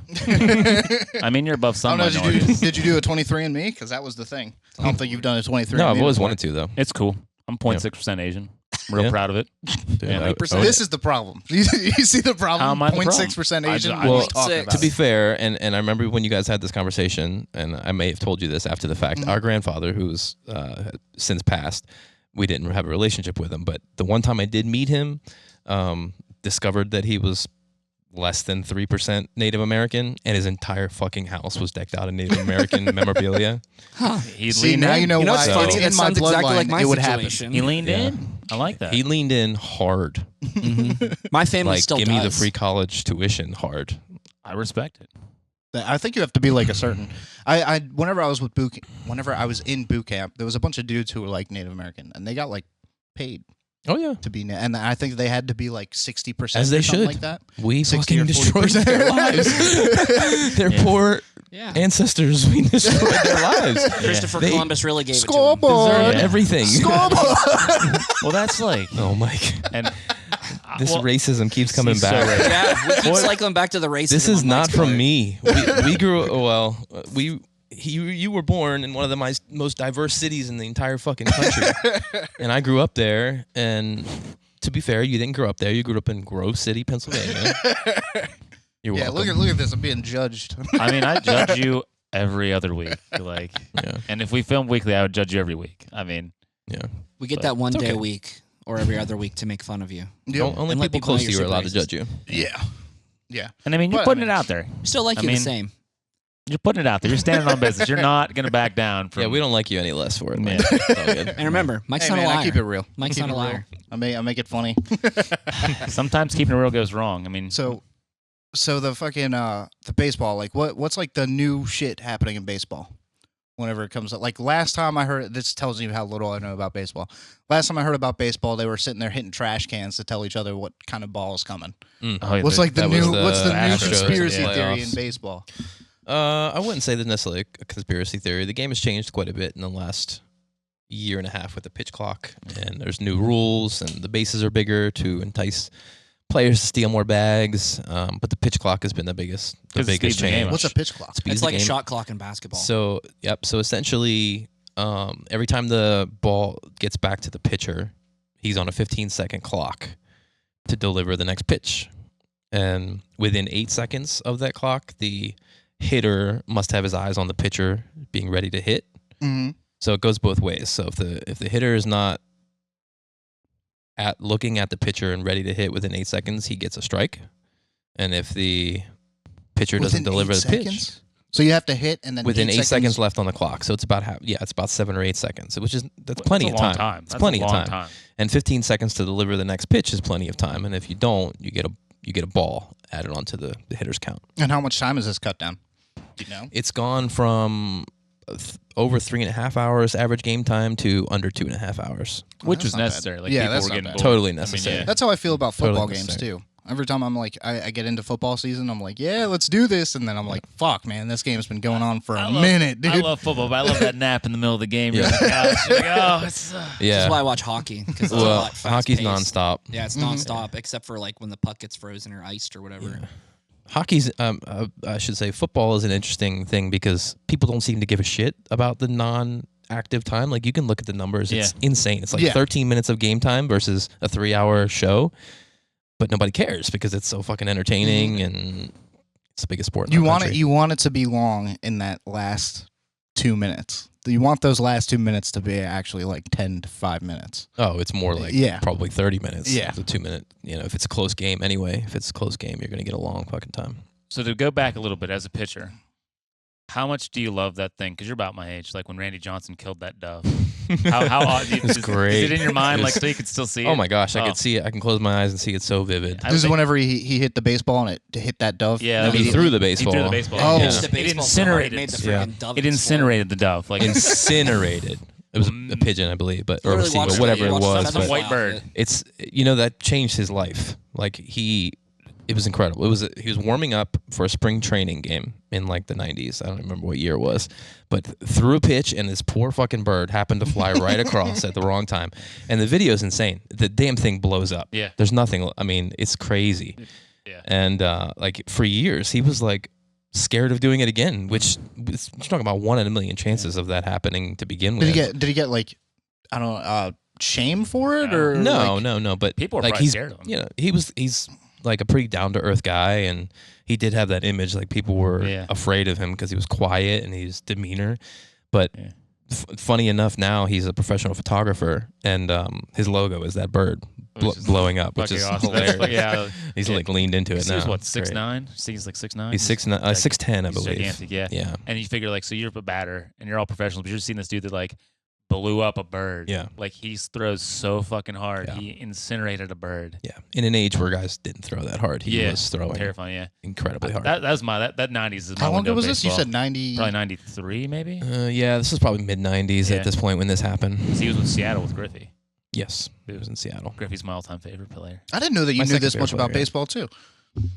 Or 90s baseball, yeah. Who's your first or favorite player? Cal Ripken. Cal Ripken? Oh, dude. Because he I watched him. grinded I watched him nonstop? growing up. I was born in Baltimore, Okay. and I was still living there in the 21-31 era in '95, and yeah, it was just I loved how he changed the shortstop position, and then Griffey is my second, but I loved watching Griffey too. I mean, but- imagine like if it wasn't so effortless and he put in like any work at all. oh, Like yeah, that swing is just. yeah, beautiful. But he put no effort in because he was so good. He's like, He here was I am. so to show up." athletic. He was a freak. It Yeah. was incredible to watch. That pitch happened in 2001. 2001. And it was a dove. Was that late? 2001. It was a dove. Mhm. What the fuck In did a Tucson, dove come? Arizona. Yeah, So he, and he It was a wasn't even, spring training game. Yeah, he he was playing with. in Seattle. Okay. Yeah, he was Wow. with Arizona at the time. Yeah. Yeah. Dude, you I know, had to Google you know, you Yeah. want to know something that's funny about you two? You guys both love the WWE Attitude Era. Yeah. So Yeah, upsetting. Dude, my I entire life I enjoyed grew that up listening about episode the we were Attitude talking Era about from it. this motherfucker. Yeah. Yeah, you know what's one of the most irritating things about watching your guys' episodes? We have so many amazing times, Mike and I, amazing memories, hmm beating his ass, doing wrestling moves, Yeah. and he never fucking mentions anything on this show. I was Dude, sitting there okay, waiting for him to like talk about how many submission holds I put his ass in. And it's funny too because we had a our brother and I- WWE episode, and I talked about my cousin powerbombing me on the Yeah. bed and into the swimming pool and shit. I mean, he's 12. I'm 12 years his senior, and Adam, our other brother, is 10 years older than him. So he was the perfect size. They were We the were one that practicing gave me all of our brain damage. submission perfect moves. wrestling dummy. These Don't worry, motherfuckers Mike, gave me just brain tap out. damage. We'll let go. And we did. I mean, to be fair. Wow, yeah. Actually, speaking of crazy ass memories, these motherfuckers, we had bunk beds in our house. They would jump off of the top of the bunk bed onto a mattress. And I did it because I was so fucking small and I smashed my head off the roof because of how fucking close it was. Yep. I landed and started crying for, I don't know, too long. Yep. It was amazing. Yeah. The Attitude Era was the best. Apparently, it's coming back because Netflix took them and they're going to have like no PG-13. It's going away. It's Oh, all fuck yeah. M again. Yeah. That's Yeah, dope. they said Middle Well, that's how- fingers that's and how curses and PG-13 bronze is tennis dope. matches. That's how yeah. the ruthless Yeah. aggression I shit think- started that too. was after, right? That was after. That was after. Yeah, it wasn't as good. I got out of it probably in 2001, 2002. I was done. The hype of the years that I was watching it was like 2007, 2008. I still drift in. It's like a male soap opera. It's all the same stuff. Apparently, Dude, he Cena's comes retired. in wearing fucking the Rock shit all the time. Oh, I that's think he great. had. What did you have? What kind of shoes do you have? Puma's on right now. I don't know. Didn't I'm just wearing my Pumas. Didn't you have Ric Flair shoes? Yeah, Dane Lillard, like Ric Flair edition shoes. It says blue on the bottom. Yeah. Nice. Dude just came dripped out in fucking The Rock, Ric Flair, just ready to go. Like, I think second podcast. Yeah. Our other brother Adam is still really big into wrestling. Like he never got out of it really. Well, He still watches it? Oh yeah, he's very big into it. We went and saw the SmackDown in Pittsburgh like a month ago. We were way up. I wanted them. I was like, spend more money. They're like, no. I'm like, fine. Yeah. But it was still fun. Like, but yeah. Yeah. I was there the time in Pittsburgh where they put Mankind through the cage. It was in Pittsburgh. Nice. Yeah. Like Wow. I didn't know that was in Pittsburgh. 98. It would happen in Pittsburgh. Wait, It was you talking about the 98. Undertaker at the Hell in a Mellon Cell Arena. cage? Yeah, it was. Yeah, he threw him. Where he threw him. It was a melon. Yeah, he threw him through the cage. And Yeah, Undertaker threw him Can to you the look top up- of the and cage. Austin- right Oh, I at the didn't end realize of that night. was in That was Pittsburgh. yeah, and Pittsburgh, Austin Mellon lost Arena. title to Kane. Can you that look night, up the too. The greatest Hell in a Cell Yep. ever. And Austin lost title to Kane. I forget when they tore down the Mellon Arena. Honest. And we hated Steve Austin at the time, which is crazy. Yeah, And no. we were just like cheering and cheering that Steve Austin lost. And these fucking drunk rednecks were gonna flip our car over. They came real close. They were mad as fuck. It was awesome. Damn. Yeah. Yeah, that dude, era was must so have been great. wild. Like, you saw it live? Yeah. Oh, It was- my yeah. God. Wow. dude, June that's gotta 28th, 1998. There you Right go. to the You top. old I was recently motherfucker. watching that DVD of that match. It was pretty Yeah, incredible. every time that I look up WWE, I always get back to that match as like the top of the top. In Yeah. Pittsburgh, yeah. Like, yeah. Well, I was gonna say on A&E on like Comcast, like just cable in general, they do like a wrestling show, and it's like they go back and get memorabilia from like old wrestlers like Hulk Hogan, and then Mick Foley actually is the main person that runs it. Mick Foley. Fucking Mick Foley, Dr. Love. AKA Was that his guy? Dude Dude, Love. dude, Dude love, Love, dude, yeah. Dude love, Love. mankind, and then he Cactus was Jack. just Yeah. Cactus Jack. I remember the one Royal Rumble. He came out in all of his characters. Yeah. How do you do that? Yeah. He was allowed. How do you do He that? would He get was allowed. It was eliminated and come back out as a different different. Yeah. Oh, he got eliminated and then And just then came back. out as a different character. He yeah. got eliminated, ran to the back, changed real quick. He was came the back best. Out, wrestled again, got ECW eliminated. legend, that guy. Talk Have you about a seen- guy that like just put his body on line for what he would love to do. I mean, Oh man. yeah, I bet People thought probably he was looked great, dead after that Yeah. toss off the top of the cage. Oh, yeah. Yeah. Jim Dude, he Ross was, thought he was they dead. Yeah. they apparently wanted the thumbtacks afterwards. That was improvised. That was probably his Also, idea, right? His he idea. wasn't probably was. supposed to climb back up the cage. He after wasn't they supposed to be originally- fucking Yeah. continue the match after he got thrown off the top. Yeah, he was supposed they to were get like, thrown. no, this is enough. Like, Yeah. take his ass away, and then he got off the cart and came back down He the got ramp. he got thrown through, and then he was like, I didn't hear no bell, and then they started pulling out fucking Tic That's Tacs. crazy. That's some crazy mental resilience in its own right there. Just No shake shit. that shit off. Shit. Yeah. It was incredible. I remember it like it was yesterday. Maybe they- I also remember like it was yesterday when we were watching the pay-per-view when Owen Hart died. Yeah, when the Scream of Black. You guys Scream were went watching black. that? They showed nothing but Yeah, crowd we shots saw for it about too. 2 hours. Really? Yeah. Yeah, because they didn't know what to do. He fell Yeah. from the rafters and hit His the ring. thing I didn't know Yeah. that they just didn't go on with the show, and they were No, just they like, did, but it took like it was probably a full hour of a Yeah. delay. They were trying to figure out what to They do. just showed like crowd shots for a straight hour. Because he was supposed to be like a superhero and he's going to come down from the rafters, but his thing snapped or didn't. Yeah, the harness or connect, whatever. Yeah, Yeah. he hit the ring. And the wild thing is like he didn't want to do that bit. Like that was the thing that was wild. Yeah. The Yeah. Hart family's fucking tortured, dude. That's crazy. Yeah, no kidding. Yeah. I watched that thing about the Von Erichs too. That was wild. You see that movie? Oh, it was so good. I recently watched it when it came I out mean, on I guess streaming. True, dark as fuck. though. Yeah, it was Yeah. very good. I had to Heavy. Google their true story after Yeah. that because it was a great movie. It is. What is crazy. it? The Von Erich family. Yeah, it was called Iron Claw. Claw. Yeah. Iron Claw was the name of the movie. Oh, okay. Like Yeah. an independent wrestling family. They had like one guy that made WWF. Yeah. I think. Yeah. Yeah, for a brief time. Who had like a club foot by that time, which I didn't know that either. Yeah. Dude, it's wrestling. crazy the amount of like family trees that stay in wrestling. Oh, Like, yeah. the Rock, his The whole Rock's family family, tree, yeah. fucking Gold Dust. Mm-hmm. I mean, but you figure you get that one bit of adoration from a crowd, like you're probably hooked forever. Oh, you man, get it's chased probably the a dragon. drug. Yeah. I Yeah. mean, yeah. I can imagine. It was fun to watch back in the day. It really was. I'm sure it was just as lame and corny back then, but when we were young, it was like Kayfabe still amazing. existed. But now when I watch it, I feel like the storylines and the acting is so bad. And maybe it was, I'm sure it was just as bad back then. But come on, you put The Rock behind a microphone and Stone Yeah. Cold and their banter. They were amazing. The Attitude Era was the last of the kayfabe. What was After that, they so like pretended it was where real. they Oh, acted yeah. like it was real even off stage. Oh, gotcha. Now they have like Twitter accounts and Facebook accounts, and they just fucking say what's up. I mean, every once in a while they'll be on their Twitter and they'll be like, "She's still a bitch. I still hate her. I'll fuck her up in the ring." But like 90% of the time, they're just like, "They're a cool dude." But yeah, like what the Sergeant Slaughter was like an Iraqi sympathizer, and he had to actually pretend he wasn't like the airport, and people were throwing shit at him and stuff Yeah. like that because he was like in the moment. Yeah, I thought there was last generation of people that thought there were people that Yeah. existed that thought it was real. Yeah. Mhm. Yeah. But I was like, real big into ECW and stuff like that. Yeah. the athleticism though is like second to none. Oh, they're I'm amazing always like, athletes. holy, and it's like Incredible athletes. 300 plus days a Shawn year they're Michaels is doing what it. changed it, right? No. Or was it I Bret wouldn't Hart? say he changed it. Changed it how? What do you mean? Like from when it went to the big guys to the small guys that were a lot more Randy athletic. Savage. Randy Savage. No one. He was Randy huge. Savage. Randy He's Savage in was huge at all. WCW. Yeah, he Randy- wasn't a very big he guy. was about Shawn Fun Michaels' fact, he size. played pro baseball too. Yeah, he was Yeah. short. Wait, But then Randy he Savage played pro? only when he couldn't make it. This is when he became a Yeah. professional wrestler. Played in the minor Randy leagues. Profo, yeah. Mm-hmm. Yep. Got drafted. Played in the minor leagues. Is he your favorite wrestler because of that? Okay. No. Okay. Actually, No. something I want to talk about with baseball real fast. What do you think about substance abuse in baseball? Do you think it's too serious, or do you think that Not they should anymore. pull back on it? They've cracked down on it so much. Do you think that it should stay like that? Like, what's yeah. your opinions on it? For sure. I mean, Sorry, it's an era sorry thing. to do a No, it's all major good. switch. I just was like, this is really something I want to know about. It's a generational thing. Like I'm of the court that says all of those guys should be in the Hall of Fame. Like you can't keep out the guy with the most Cy Youngs, the guy with the most MVPs. You can't keep them out of the Hall of Fame because they played in their generation where everybody was doing it. It's like if you let one in, which they definitely have, you got to let them all in.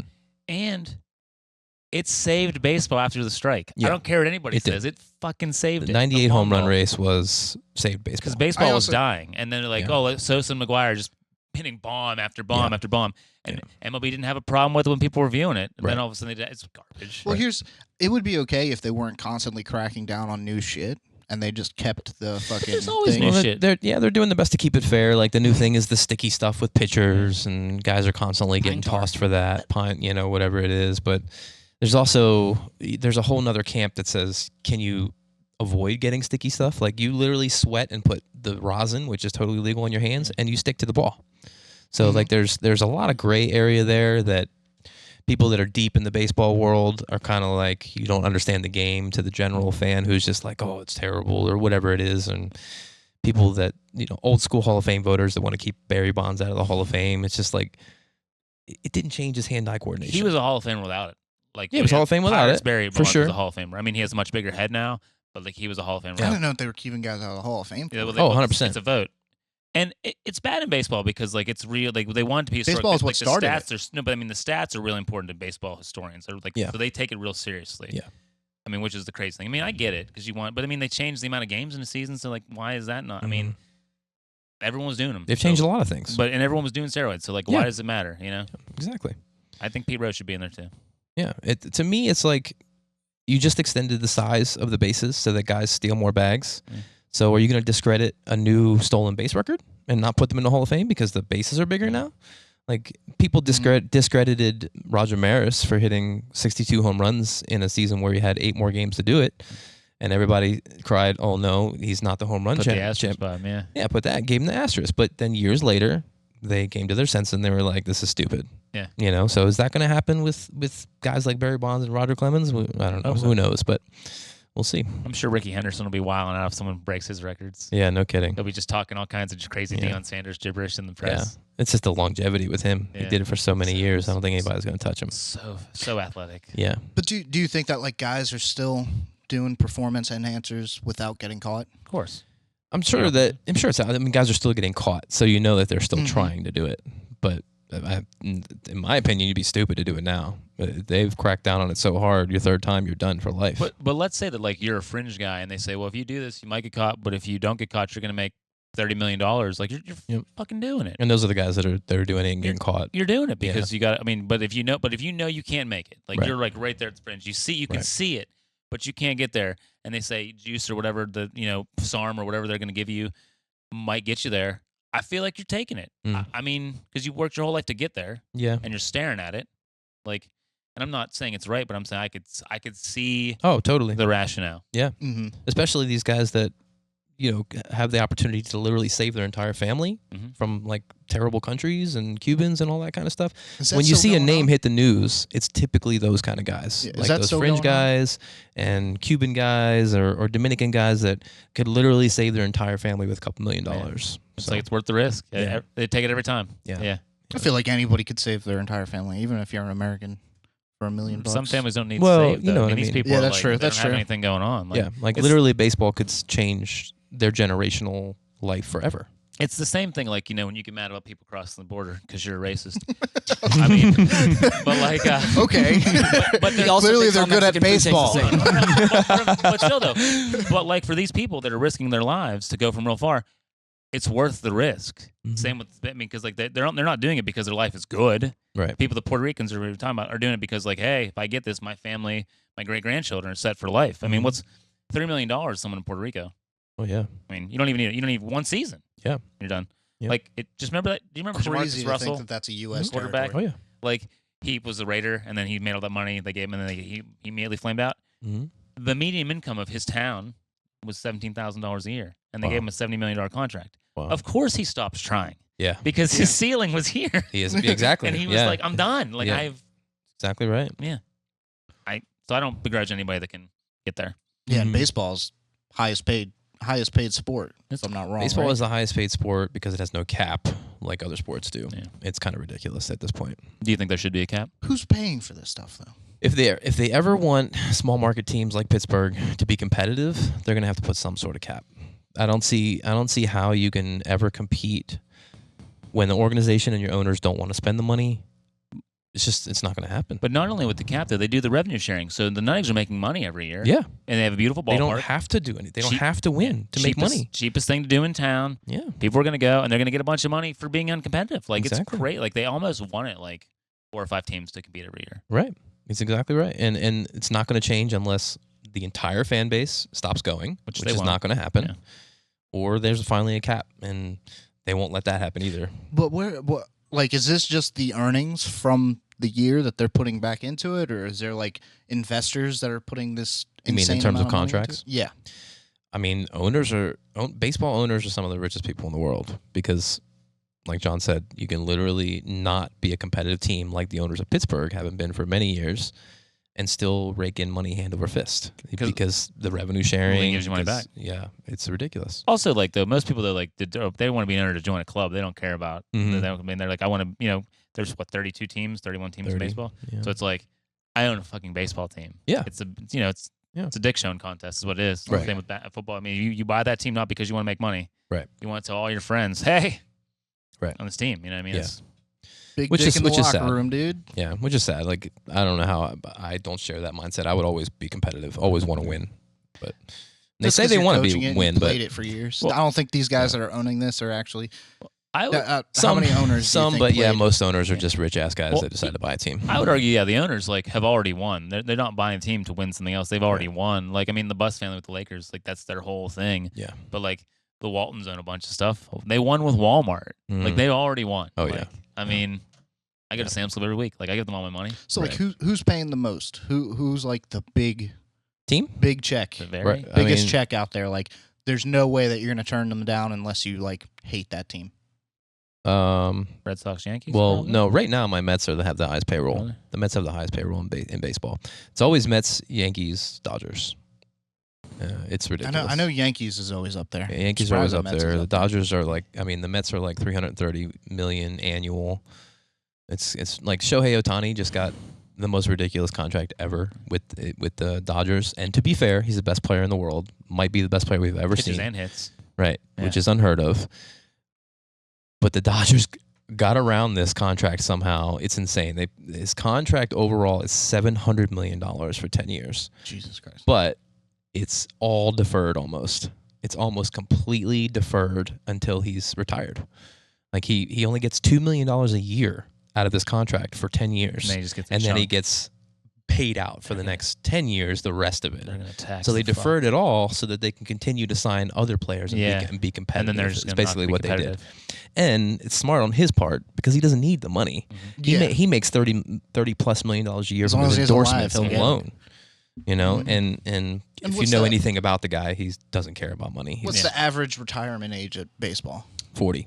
40. That's not bad. If you're playing at 40, you're very old. I feel like the average would be Yeah, like lower, that- and probably like 30. You're correct. That's not the average. 40 is like the ceiling. Yeah. Yeah, I feel like they don't. Early 30s is probably like 'cause your body starts to break down a little bit unless you're Yeah. some kind If you can get to 35, you've had a good career. yeah. So a normal contract pretty much just ends up being 10 years anyway. That's like pretty much the lifespan of somebody's Well, we're career. obviously talking about the exception, not the rule with, Yeah, with that's something like that, with guys that get 10 years when they've already been in the league for 8 years or whatever it is. But if you can play for 20 years, you've had one of the longest careers. Like, you don't see that much anymore.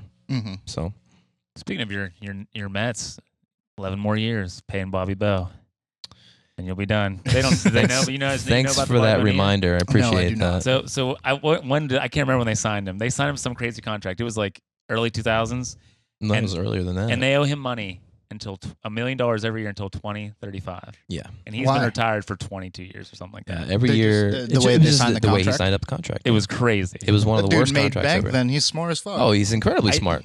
I think it was like last week was Bobby Bonilla Day. July 3rd. Yeah. Every Bobby year, Bonilla Day. every year in the Mets world, it's known as Bobby Bonilla Day. He gets paid over $1 million every July 3rd to Sit on his ass sit at for home better. and yeah. it's pretty crazy. It's fucking wild. And They're you're a in Mets town, fan, by the so way. you hate it. They're in town. I was at the game yesterday. And I kind of You're at playfully the- celebrate Bobby Bonilla Day every year. Mm-hmm.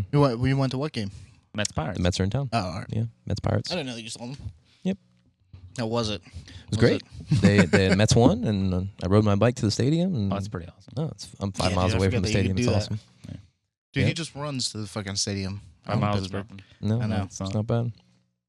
You got a nice road bike, so it's like not even like a really workout. Yeah, Yeah, it's, just it's like it's trail along the river, Yeah. 5 mile trail along the river. So it's just a pretty cheap mountain bike, but gets me there Well, but a little more work on a mountain bike versus the road bike was what I was asking. for sure. See a lot of bums. I like the work though. Yeah, I do too. Yeah, it's great. The first time I did that trail, I couldn't believe Mhm. how many Really? homeless people Yeah, live in bums. tents The along berms there. are all Yeah, over the place, dude. it's like Where? Tent City going along Where? that trail, right Uh-huh. along the river. Yep. The Riverwalk Trail. From the official trail is from Millvale all the way into downtown and then even past the north side. But yeah, so many homeless people there. It was funny because I was It's crazy the amount of homeless people that are out in. I always assume that like Pittsburgh, New York, they don't they wouldn't have as much as a homeless problem, but they survived through that fucking winter, dude. Well, It's yeah. fucking wild. It's pretty bad. Well, there's a big part of it's about to get gentrified away when they build these condominiums in one part of that Riverwalk. But no, I was walking on. There was one dude had like the back trailer of like a pickup truck, like a camper. That was his home. I was like, this guy is high level bum. Sure like, is. He's a high level dude. Top Yeah. tier. Yeah. Yeah, they've got like full little villages set up down there. Yeah. It's Which pretty is- crazy to see. But that's how it is all over the United States. Well, yeah, any major city is going to have it, Mhm. which is, I always said if I was ever in desperate need and about to be homeless, I'm using my last dollars to get myself somewhere warm. Mm-hmm. Yeah. You know, like it's got to be miserable in a place like Pittsburgh. Oh yeah. Even an abandoned car, dude. Like, even if you don't have gas, you still got a fucking car. Yeah, Like- whatever it is. I mean, you still got a thumb to throw up and hitchhike somewhere Yeah. south. Just get down south Mhm. or just start walking. Just start walking. That's Start what I walking would in do. May. Yeah, like I said, I'd find a bike somewhere, and Yeah. hell, if maybe I steal a bike if I'm Yeah. that desperate. Yeah, Just get to Florida. dude, get how to- crazy would it be if you found out they were on like a flight schedule and it's like during the summer they come up here, during the winter they'll hitchhike I down? bet Yeah. some of That's those bums crazy. probably do some. It's crazy. There's some Probably creative do. people out there. Yeah. Old people do it. Why can't bums? Why not? I don't know, something new that might be a little old once this podcast comes out, but they just made I think being homeless illegal, right? What? Yeah. Yeah. So apparently the Supreme Court like made it so like you can't just sleep anywhere you want. This now or feels something. like. Well, I mean, I feel like that was true. You can't just sleep in someone's house. Well, also. there are cities that actually put up anti-homeless things on the benches. They put extra railings in the Can middle. you look that up So though? you can put can't- spikes. There's cities that didn't put the spikes Supreme on shit Court so do they can't something Well, it's sleep. not about, like- spikes. It's like the railings. So on the ends of the benches, they have the metal railings. Mhm. They now take them and weld them in the middle so you can't lay in it. So you'd have to like crunch up in the small little section. Is of that- the Yeah, bench. that anti-homeless like architecture or something like Right. that. So But yeah, can you yeah. look up like the Is that the new? anti-homeless fucking What is, Supreme like, the Court shit? anti-homeless coalition or something? No, the just Supreme Court shit. Homeless. like federal Supreme Court? Yeah, I think that I could be wrong, but this is just like I don't know, last week. The Homeless U.S. people? Supreme Court today ruled that cities can ban people from sleeping and camping in public places. Yeah, So basically, you yeah. can't be homeless. Yeah, I mean, I'd like to see the bill for that infrastructure change to keep them from sleeping. I bet you Mhm. can, Yeah, what you can do, take yeah. care of the Yeah, homeless well, Actually, I was population gonna say for that was in bill. June of this year. I mean, they basically said you can do it. They didn't say you have to. It's just like, oh, you can't. They it's rolled on it in a vote. Yeah, I mean, 6 you'd have 3. to have crazy ass infrastructure to like put all these people. I think it's always I don't going to think come you- down to just the business owners and how Mhm. much of an asshole they are. And things we waste time on politically. Oh, it's fucking insane. god! I'm gonna get I yeah. Anything hate and everything, politics. anything Yeah. except for the important shit. right, it's frustrating. Yeah. Except Hunter Biden. Hunter Biden's my spirit animal. I love him so much. He loves I it. love Hunter Biden. The I wish he last- was running for The president. last 3 episodes, we've been ending it on vote for Hunter Biden. I have been convincing my dad that Hunter Biden, like, because my dad's this huge Republican, Yeah. that he would love Hunter Biden. Like, I spend all my time talking to him about Hunter Biden because he hates paying taxes. Like, he claimed 6 dependents with none one time to get money back from taxes. Like, and I was like, if you could avoid money, or if you found a satchel of money, you're not going to claim it either. Mm-hmm. Don't hate Hunter Biden. Mm. And if someone, if you were doing something nefarious and something, we don't know where that cocaine came from in the White House, you'd be like, yeah. Right? Yeah. Yeah, Some Hunter truth to Biden's that. pretty awesome. Interesting. At least it's not brainworms like Robert. Yeah, Robert Kennedy. He has brainworm. My boy Robert. I Kennedy. do what the worm says. The worm tells me what to do. Dude, I thought that I was follow like the an Onion worm. article. Like it was like 2012. He had like a hearing for his divorce, and he said on record like he had a worm eating his brain, and it made him fucking cloudy Wow. in his Yeah, divorce yeah. hearing, trying to get money back. And I was like, this dude's wild. Wow. And he's He also, also got hit with cocaine in Puerto Rico. Yeah. He got a federal charge out there. and he's Went to pro prison for polio, a bit. which is an interesting anti-vax statement. Pro polio. Like, he hates all vaccines, even the polio vaccine. I'm like, it kind of worked, bro. Yeah. But he says like, but like kind there's, of like, here because of it. But there's a lot of like autism from it though. So he says, he doesn't know if it's worth it. But it's like, dude, it cured polio. Like how? Yeah, that's like I'm taking my personal experience, and I think the rest of the world should do it. Like, Mhm. yeah. But I think it's just a bunch I'm of take cope. that thing in November. I think it's just a bunch of cope for all the Because- dudes that are a little bit special out there. Because the other two are vaccines so- made me do it. But they're so bad. Like they're so terrible. Vaccines? No, candidates. Well, vaccines. Oh, candidates. Yeah, our candidates are Yeah. terrible. No, I Oh, yeah. took the coat. My employer gave me $500 to take. I'm like, here's my arm. Oh, yeah, Can I take By the this absolutely. time home? that this comes out, Joe Biden might not be alive. dude, that debate was terrifying. Like I couldn't It imagine. was one of the scariest things I I've was ever seen. like, who put him out there? I can't imagine what foreigners think about our country Dude, when they it's see crazy. something like that. It's Like, crazy. I know I see videos all the time. People just like their jaws on the floor. Like Yeah. this is what your country's being ran by, and Mhm. I totally understand it. And I mean, like, I think I might have even said on a podcast. It's like our generation, a little above. Like, we just got to the point where we just vote red or blue because we want to keep the power structure. Now we have these two fucking senior citizens Yeah. because we're just paying by numbers. Couldn't be bothered. That's the same reason Fetterman won, and he almost had a stroke on stage, but didn't want to give that Senate seat away, so you got to Mhm. vote blue. I mean, it's just, and it's now we have Trump and Biden, Yeah. which no one wanted. I mean, Trump and Biden's kind of like a Fast and Furious sequel. Like we've had so many of these. Like it's Story like, just keeps going. I've seen them, dude. Like I've seen like we had well, so it was Trump, Hillary, Trump, Yeah. Biden. It's like Should have ended 8 movies ago. yeah, Yeah. but people keep buying This that guy's ticket. a fraud in space. Yeah. But people keep buying tickets, so we keep getting it. It's brutal. The Yeah. debate at It's the like a car International crash. Space You can't Station. stop watching it. Oh Yeah. yeah. I didn't actually watch the debate live, but I watched it on YouTube later. Yeah, I did too. I Yeah. actually watched the real debate with Kennedy. That was interesting. Was he just talking somewhere else? Yeah, so like they basically did it so like they'll probably do it for the next one too. So like they had the actual debate and then they would pause it and then he would go. It was basically like a fuck you, you guys didn't let me on there kind of scenario. But he Which didn't- I agree with that. He didn't hit thresholds though. That's the thing. Like he's not on every But ballot. he yet. did. They just kept on moving it.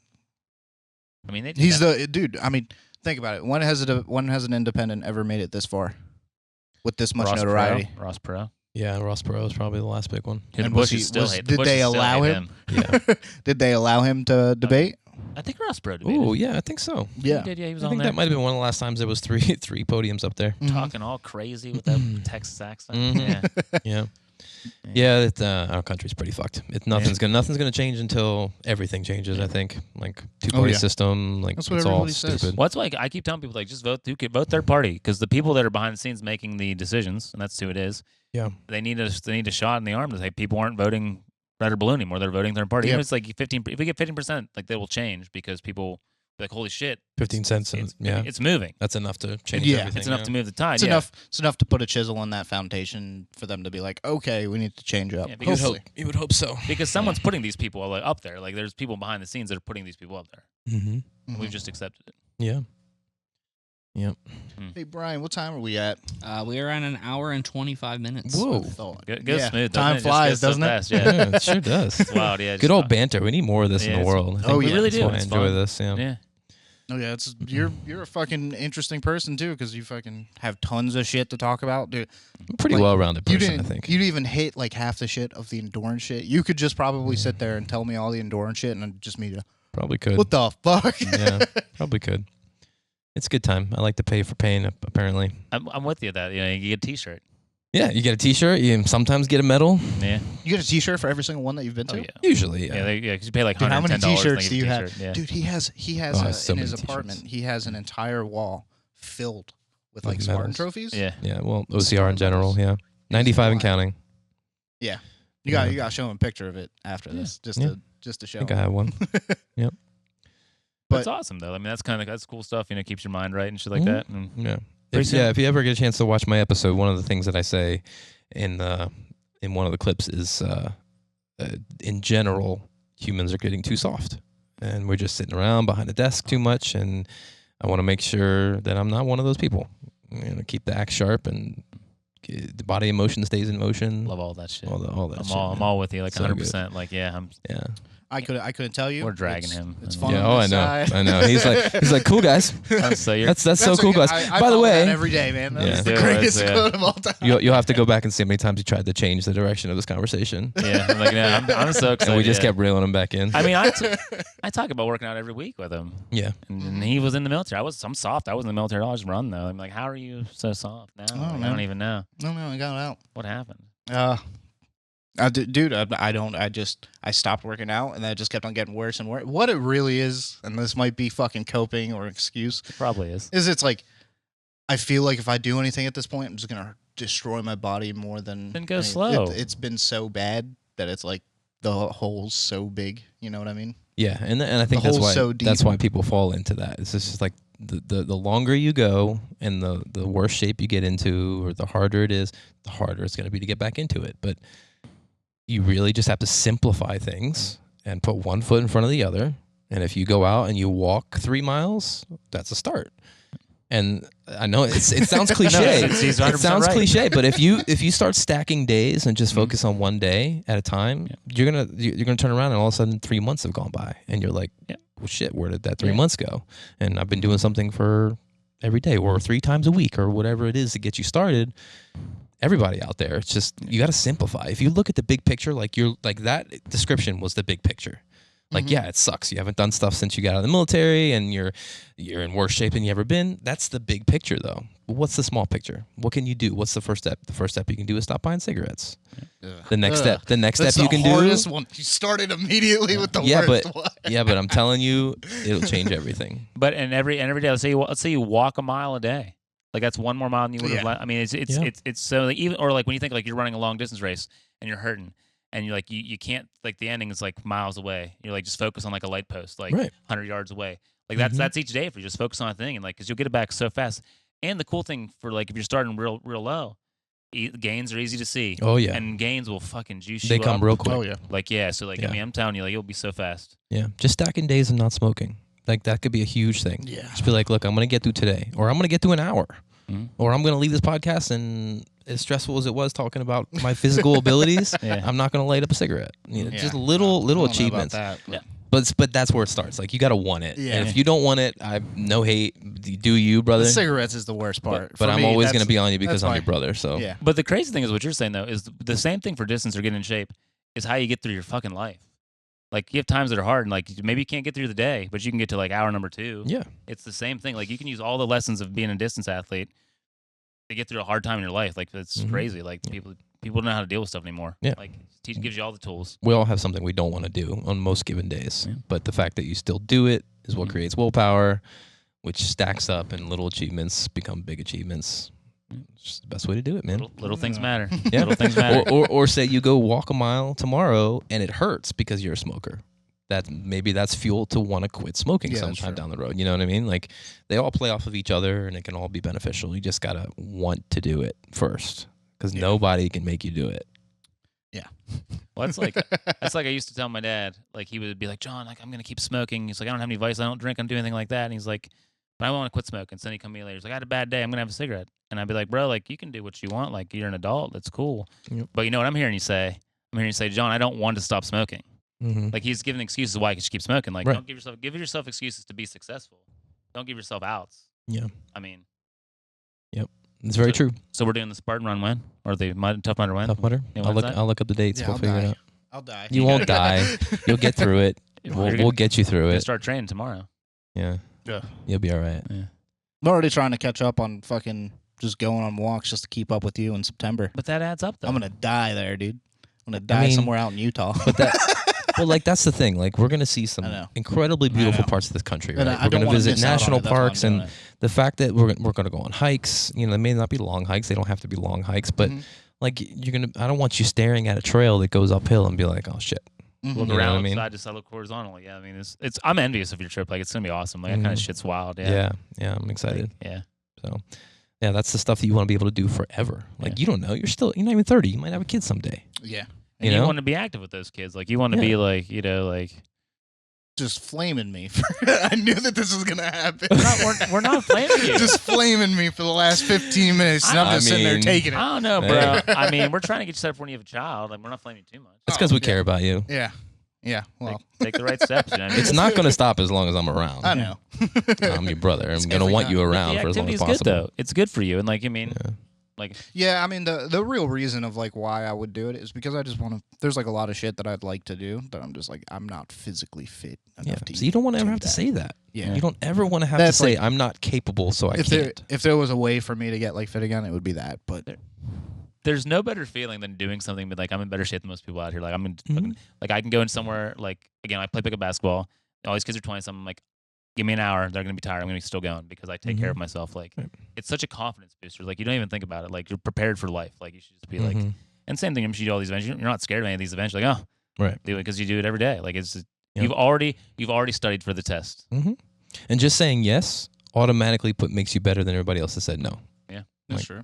You know what I mean? That's what I remind a lot of my young athletes a lot is that you can still be the worst at a competition and you're still better than everybody else who said no and 90s decided not to say yes. 97% didn't want to go. Right. They passed on. Yeah, they wanted to watch TV or watch YouTube. Be like, I'm going to skip this. It's like, yeah, It's a good way of looking showing at up. Yeah. It's small wins, man.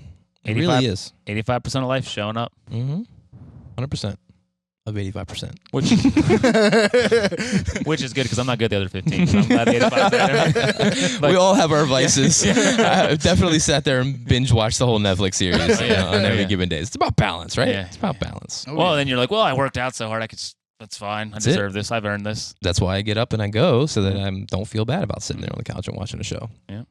So, But- want to wrap this up? Anything you guys want to hit up before we wrap it up? No, I think it's been Anything awesome. specific? I don't yeah, know. not necessarily. It's been a blast. Fucking Jon Hart. Anything you want to promote? Any plugs? Any time. of your photography needs, hit me up. NomadicHeartPhotography.com. Yeah. Shoot all kinds of stuff. Happy to reach out. Awesome, yeah. Thank All you right, guys. that'll be in the Thank you. description. What's up? Oh, I said thank. I said Oh. thank. Yeah, I said, Yeah, thanks for Thank coming you, out, yeah. man. Yeah, It's been I a appreciate fun you one. having me. yeah, I have nothing to hit up. That stuff will be in the description. Check you guys later. Awesome. See you.